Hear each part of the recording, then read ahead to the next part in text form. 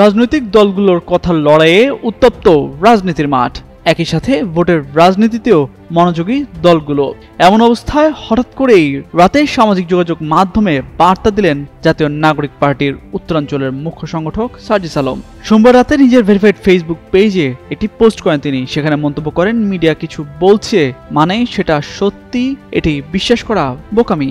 Media অনেক ক্ষেত্রে যতটা না সত্যকে সার্ভ করে, তার চেয়ে বেশি ব্যক্তি, গোষ্ঠী, ব্যবসায়ী, রাজনৈতিক দল, মতাদর্শ কিংবা এজেন্ডার পারপাস সার্ভ করে বলেও মনে করেন তিনি। এই সময় প্রকৃত ভূমিকায় কাজ করতে গণমাধ্যমের প্রতি আহ্বান জানান সার্জিস আলম। ওয়ালটন এখন দেশের সীমানা পেরিয়ে পৌঁছে গিয়েছে 50টিরও বেশি দেশে।